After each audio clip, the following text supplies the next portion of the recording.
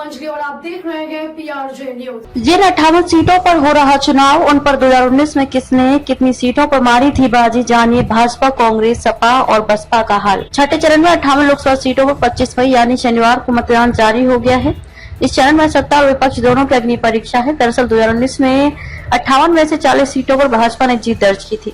4 सीटों पर बसपा, 3 सीटों पर जेडीयू, 4 सीटों पर बीजू जनता दल और 3 सीटों पर तृणमूल कांग्रेस ने जीत हासिल की थी।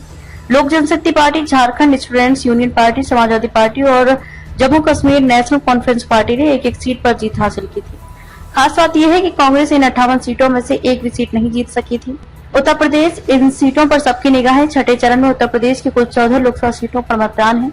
इनमें से 4 पर बहुजन समाज पार्टी और एक बार समाजवादी पार्टी ने जीत दर्ज की थी। बाकी 9 लोकसभा सीटों पर भाजपा का कब्जा है। श्रावस्ती, बस्ती, संत कबीरनगर, सुल्तानपुर, मछली शहर, भदोही लोकसभा सीट पर सबकी निगाहें होंगी। दरअसल पिछले लोकसभा चुनाव में इन सीटों पर हार जीत का अंतर बेहद कम था। सिर्फ 2 सीटों पर महिला प्रत्याशियों ने चुनाव जीता था। श्रावस्ती में सीट पर बहुजन समाज पार्टी ने जीत दर्ज की थी। यहाँ हार जीत का फैसला सिर्फ 5300 वोटों से तय हुआ था। डुमरियागंज लोकसभा सीट पर भाजपा के जगदम्बिका पाल 1,05,321 मतों से जीते थे। इस बार भी वे चुनाव मैदान में हैं। बस्ती सीट पर भाजपा के हरीश द्विवेदी ने परचम लहराया था। यहाँ हार जीत का फैसला 30,354 मतों से हुआ था।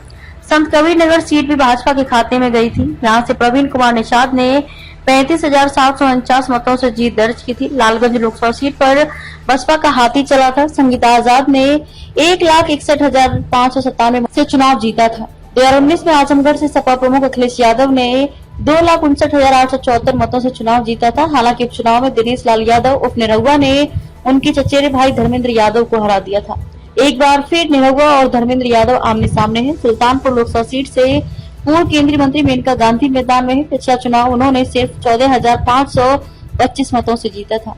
प्रतापगढ़ लोकसभा सीट पर भाजपा के संगम लाल गुप्ता ने 1,17,752 मतों से जीत दर्ज की थी। जौनपुर लोकसभा सीट पर बसपा ने अपना परचम लहराया था। यहाँ से श्याम सिंह यादव ने 8,936 मतों से चुनाव जीता था।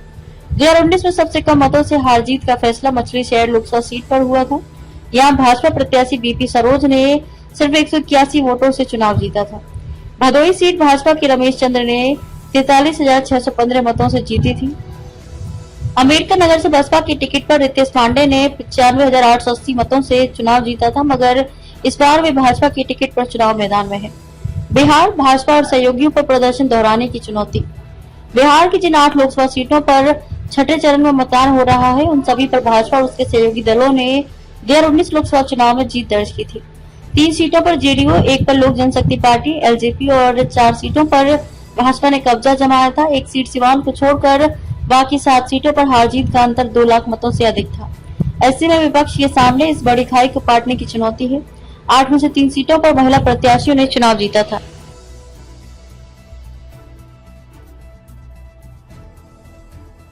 खबरों में अब तक लिए बस इतना ही। मिलते हैं फिर ऐसी की बड़ी खबर के साथ। तब तक लिए नमस्कार और देखते रहिए PRJ न्यूज। अगर आपको वीडियो पसंद आई हो तो लाइक, कमेंट व शेयर करें और हमारे YouTube चैनल PRJ न्यूज को सब्सक्राइब कर बेल आइकन को प्रेस करें।